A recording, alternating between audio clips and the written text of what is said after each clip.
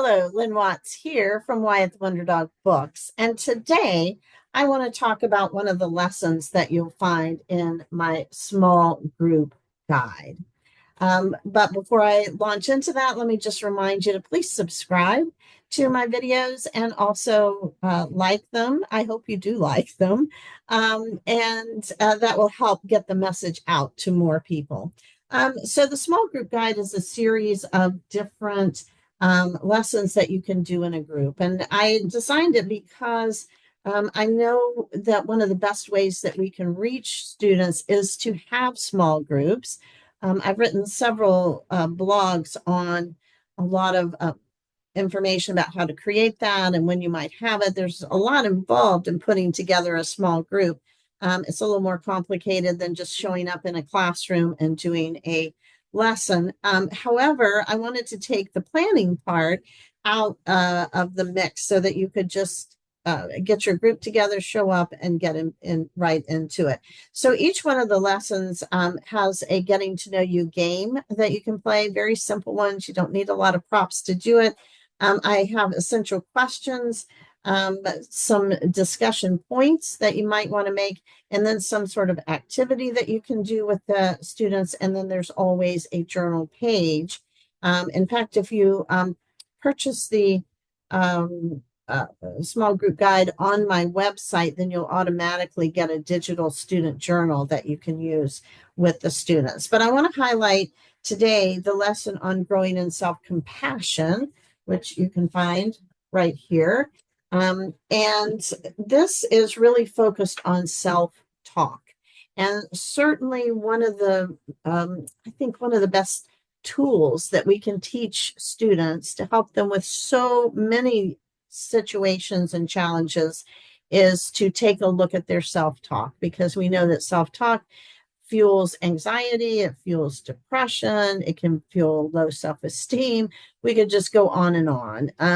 And so it's very important that we start helping students recognize that their self-talk is a good tool to improve how they feel about themselves, and how they handle problem solving and challenge.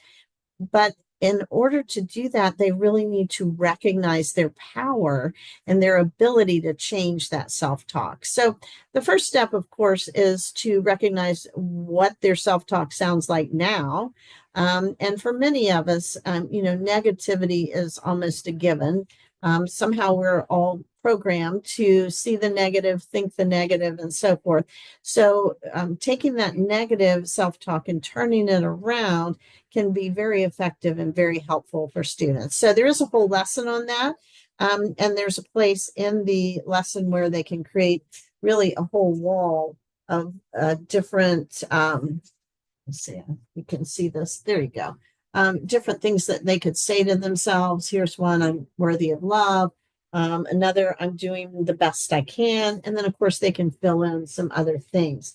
So there's different ways to think about self-talk. I've done some other videos on specific techniques that can be used and that research has shown is very effective. One is taking more of an observer kind of stance in terms of looking at our self-talk so that we don't get so immersed in it. And one can be actually learning to talk to ourselves, surprisingly, using our own name as though we were an outsider, saying to ourselves, Lynn, what are you thinking? That sort of thing. And to actually go through thinking that way. So there are so many different ways that we can help students with self-talk. I think it's a very powerful tool, and having a group lesson on how to use that can be a great problem-solving skill for young students that honestly will help them as an adult. So check that out. Take a look at my small group guide, which you can find on Amazon or on my website, wyattthewonderdog.com. And as always, thanks so much for all you do to improve the lives of young children. And thanks for listening.